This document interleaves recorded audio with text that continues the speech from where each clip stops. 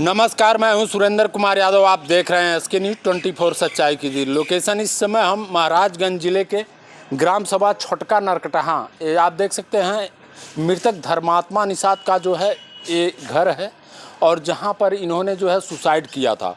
और सुसाइड के दौरान उन्होंने एक लेटर लिखा था, सुसाइड नोट लिखा था और सुसाइड नोट में जो है बड़े बड़े चेहरे शामिल थे। मैं आपको बताने की कोशिश करता हूं कि जो है उसमें बड़े बड़े जो है चेहरे शामिल थे जिनके उकसाने पर इन्होंने जो है आत्महत्या किया था।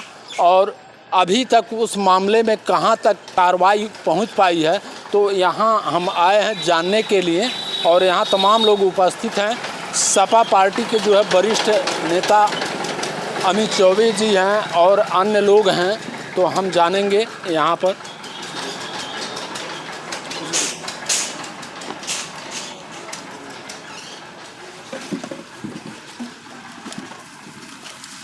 सर्वप्रथम एसके न्यूज़ में आपका स्वागत है। धन्यवाद आपका कि आपने अमूल्य समय निकालकर इस पीड़ित परिवार के घर फिर से दोबारा आए हैं जी, इसलिए धन्यवाद। आप मामला है पूरा बताएं। जिस जगह हम लोग खड़े हैं जी, कि धर्मात्मा निषाद एक नौजवान था जी, जिसने एक सपना देखा था कि हम अपने समाज के लिए, अपने गांव के लिए जी, और निषाद समाज के लिए कुछ करने की चाहत थी। जी, उस नौजवान को ने संजय निषाद को अपना भगवान माना।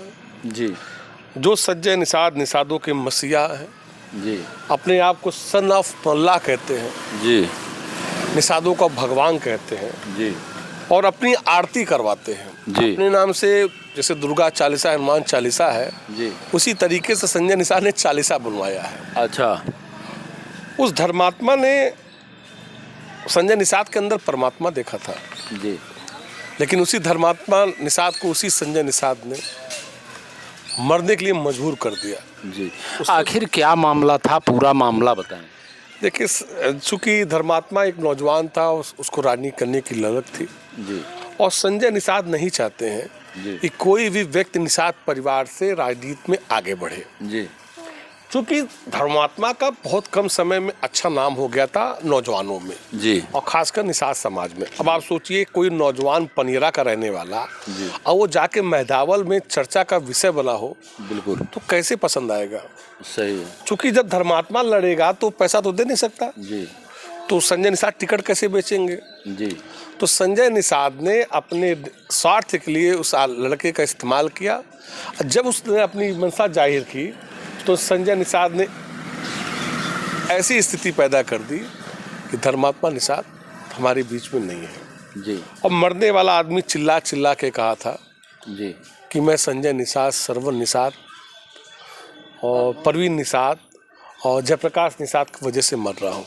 जी, अब आप सोचिए, शासन सत्ता का इतना दबाव हुआ जी, कि अब तक मुझे लगता 2-2.5 महीना हो गया होगा, क्या कुछ कार्रवाई हो पाई सर? कुछ नहीं हुआ। हाँ, आप सोचिए, जो जिला प्रशासन ने घोषणा किया था जी, कि अंजलि को जी, जमीन देंगे, मकान देंगे, इस बच्ची को देखिए, छोटी बच्ची है, 7-8 महीने की बच्ची है, इस बच्ची को पेंशन देंगे, जी, इस माँ का ख्याल रखेंगे, इस परिवार का ख्याल रखेंगे, इस परिवार को सुरक्षा मिलेगा। जी, अब तक जो आरोपी जिस पे मुकदमा हुआ था, जो इन्होंने तहरीर दी थी, उस तहरीर को फाड़ के दूसरी तहरीर लिखाई, उस तहरीर में जो मुलजिम है वो भी बाहर खुलेआम घूम रहे हैं। जी, आखिर क्या वजह है?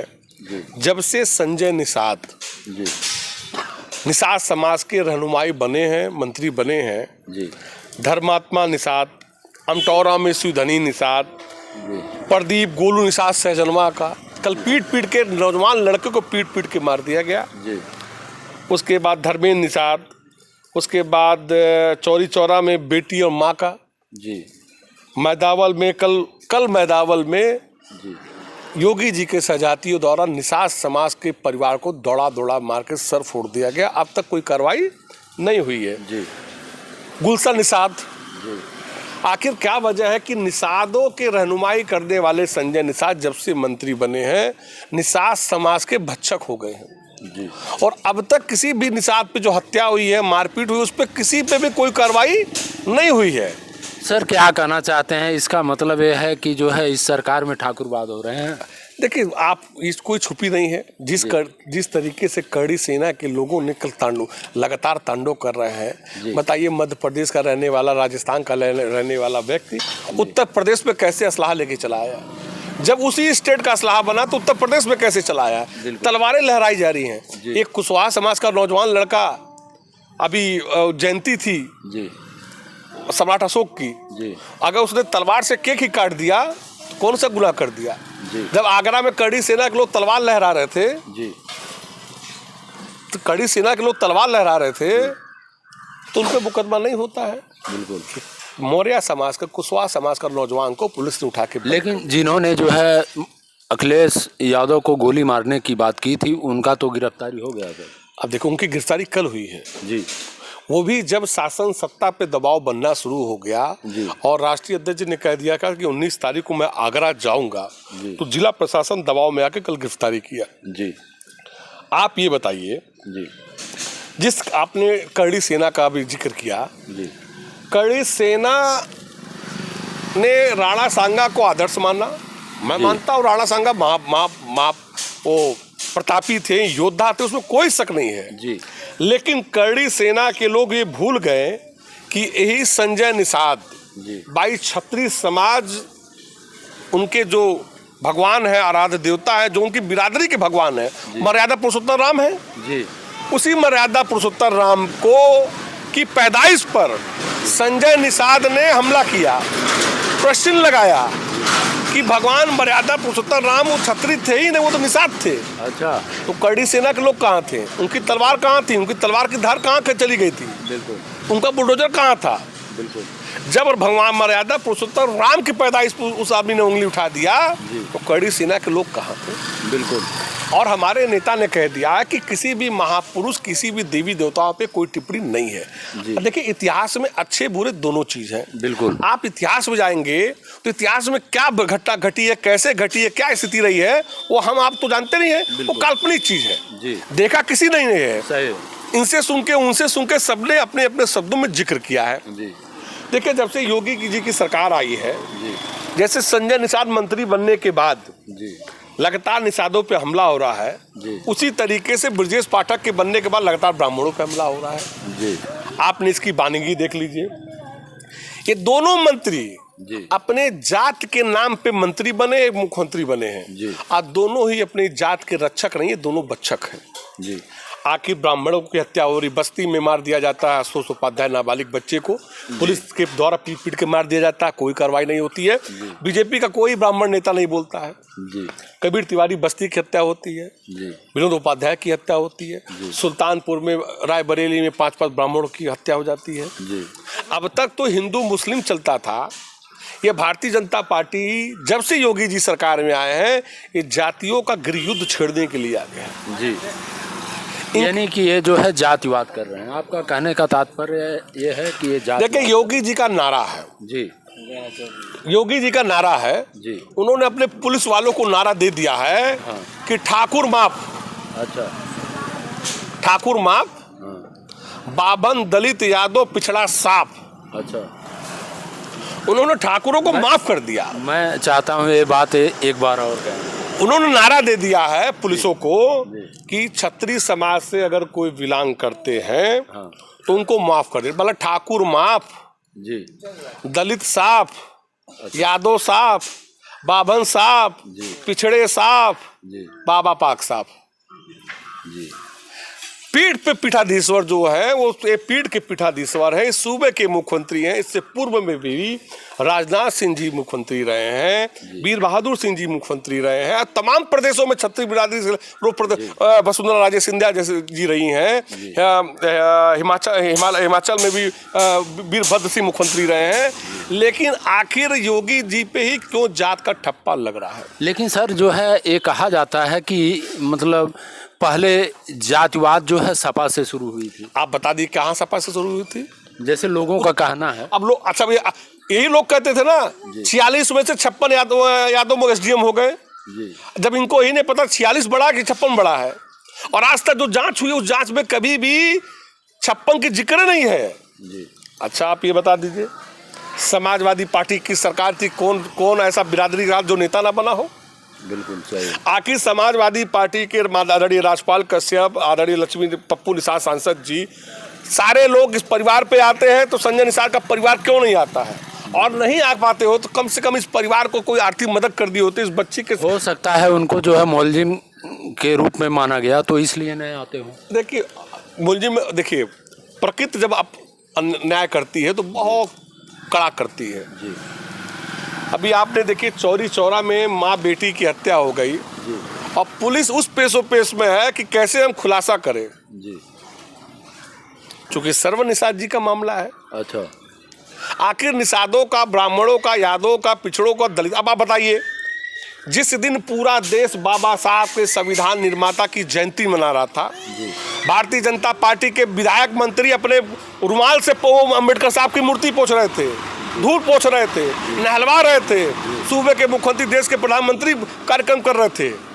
उसी दिन इलाहाबाद प्रयागराज में एक दलित किसान को बाबा जी के सहजाती लोग मार डाले, मारने के बाद आग लगा। उसके 1-2 दिन पहले की घटना है सर जी, 1-2 दिन पहले की घटना है। आपको जानकारी नहीं होगी जी। उसी दिन की घटना है, उसी दिन की घटना है।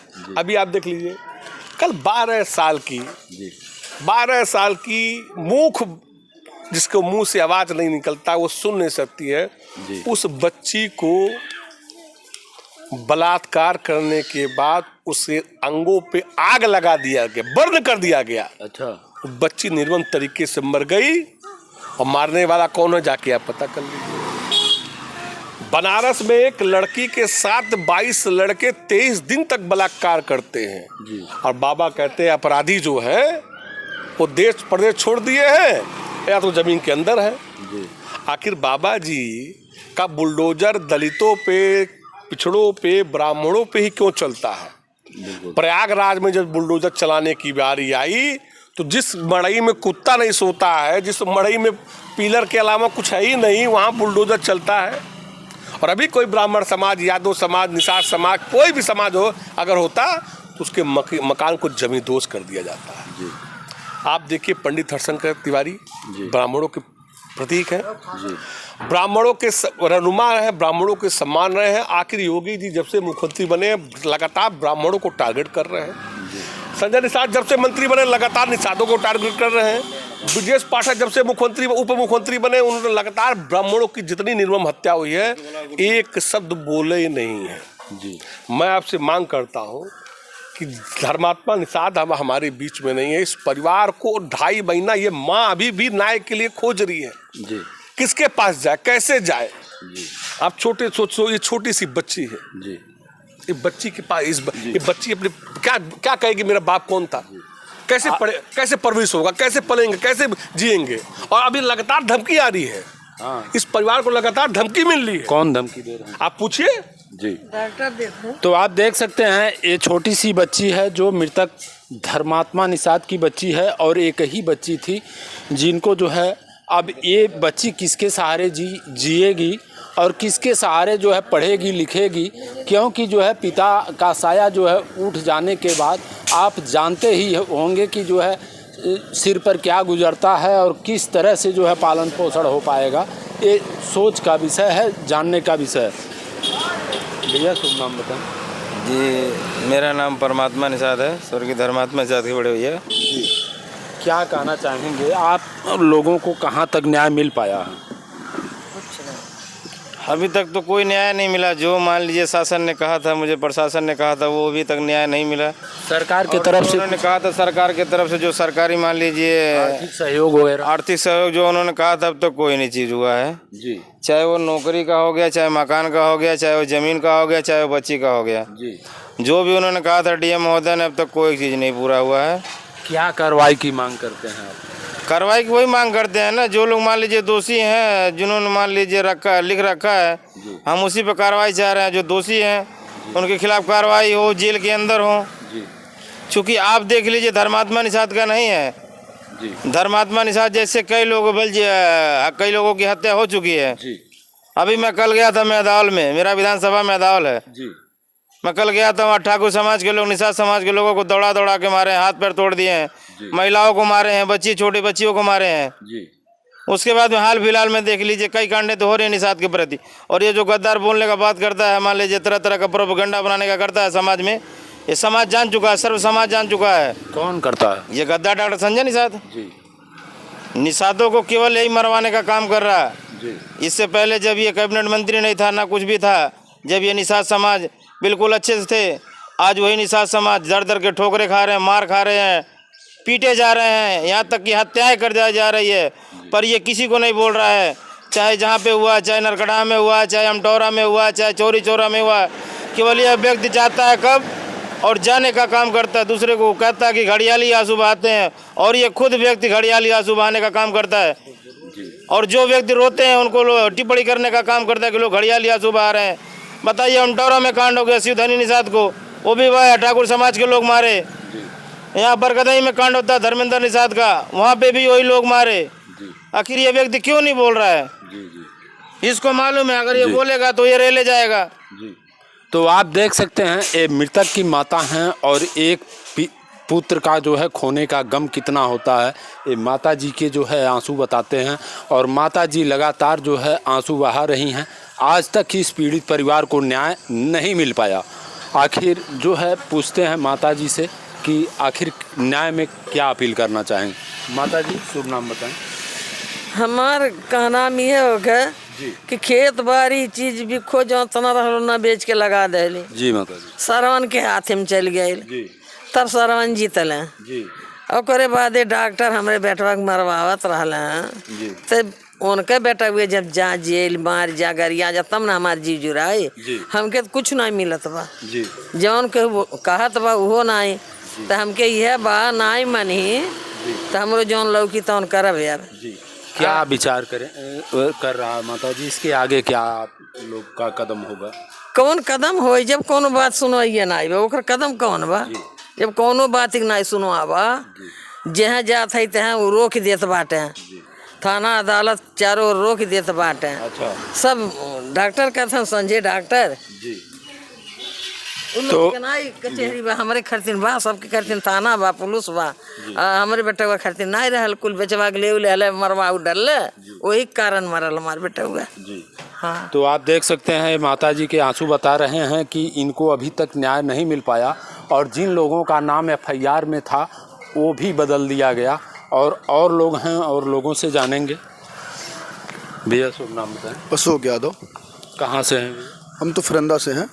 क्या कहना चाहते हैं? कहना यही चाहते हैं कि आज के जो समय चल रहा है, आज के शासन सत्ता में जो भी हत्याएं हो रही हैं और एक जात के लोग मुख्य कारण से जो हत्या कर रहे हैं, और उन पे बुलडोजर नहीं चल रही है, उन पे कोई कार्रवाई नहीं हो रही है, और अन्य लोगों पर इनका बुलडोजर चल जाता है, अन्य लोगों पर कार्रवाई हो जाती है। आज उनका समाज फल फूल रहा है, और आरोप लगता है समाजवाद पे कि समाजवादी पार्टी जातिवादी पार्टी है, समाजवादी पार्टी अम्बेडकरवादी पार्टी है, समाजवादी पार्टी संविधानवादी पार्टी है, सबको साथ लेकर चलती है। हर समाज के लोग उस पार्टी में सांसद मुखिया हैं। लेकिन योगी आदित्यनाथ जी आज इस परिवार को, आज हम लोग जहाँ बैठे हैं, आदरणीय श्री अमित चौबे जी ने इस लड़ाई को प्रयास जारी रखा, और आगे भी लड़ाई जारी रहेगी। और जब तक इस परिवार को न्याय नहीं मिल जाता है, इसके अगला कदम समाजवादी पार्टी का क्या होगा अगर इस पीड़ित परिवार को न्याय नहीं मिला? अगला कदम समाजवादी पार्टी के जो हमारे वरिष्ठ नेता हैं, भैया जी हैं, ये लोग तय करेंगे कि अगर इस परिवार को न्याय नहीं मिलता है तो हम लोग सड़क पे आने के लिए भी बाध्य होंगे, और राष्ट्रीय अध्यक्ष तक बात जाएगी। वहाँ से भी जो भी दिशा निर्देश होगा, हम सारे समाज के लोग इकट्ठा होकर के इस परिवार को न्याय दिलाने का काम करेंगे। भैया शुभ नाम बताएं। आनंद राय। क्या कहना चाहेंगे? न्याय मिलना चाहिए इनको। कहाँ से हैं आप? फरंदा से। जी। और क्या कहना चाहेंगे? भैया शुभ नाम बताएं। शुभ नाम हमारा प्रमोद कुमार। क्या कहना चाहेंगे इस मामले पे? इस मामला पर सर हम ये कहना चाहते हैं कि इस परिवार को जो है न्याय देने का काम करें जी। प्रशासन से, योगी आदित्यनाथ जी से मेरा यही अनुरोध है कि इस परिवार को न्याय देने का काम करें जी। वरना ये परिवार एकदम बेहाल हो गया है इधर उधर दौड़ते दौड़ते। तो आप देख सकते हैं, मैं आपको बताने की कोशिश करता हूं कि घटना कितने तारीख की को हुई थी भैया? 16 फरवरी की घटना है। 16 फरवरी 2000 25 को एक घटना होती है जिसमें जो है सुसाइड नोट जो है लिखा जाता है और जो है कुछ बड़े चेहरों के नाम होते हैं, जैसे संजय निषाद, जयप्रकाश निषाद और जो है अन्य 2 लोगों का नाम होता है इसमें, और जिन पर एफआईआर तक नहीं लिखी जाती। नामजद एफआईआर देने के बाद भी जो है इस पर कार्रवाई नहीं होती है। तो ये रहा उत्तर प्रदेश का हाल। इस मामले पर गहनता से विचार किए जाएं और इस जांच का विषय लगातार बना हुआ है और जो है यहाँ तक अभी जांच की कमेटी कोई यहाँ तक नहीं पहुँची और इस मामले को जो है अभी तक कोई इस पीड़ित परिवार को न्याय नहीं दे सका। और जो है छोटी सी बच्ची है वो किसके सहारे जिएगी, और ये माता जी के आंसू जो है पोंछने के लिए जो है कोई अधिकारी, कोई नेता नहीं आए यहाँ पर, कि जो है सिर्फ सपा के अलावा और भी पार्टियां आई, लेकिन जिनकी राज्य सरकार में जिनका पैठ है वो लोग नहीं आए। ये सोचने का विषय है आखिर क्यों नहीं आए। हर जगह हम कहना चाहता हूं कि इस मामले पर विचार करने की बात है और जो है इस मामले पर गहनता से जांच हो और जितने भी अपराधी हैं उनके खिलाफ सख्त से सख्त कार्रवाई हो, ताकि जो है इस पीड़ित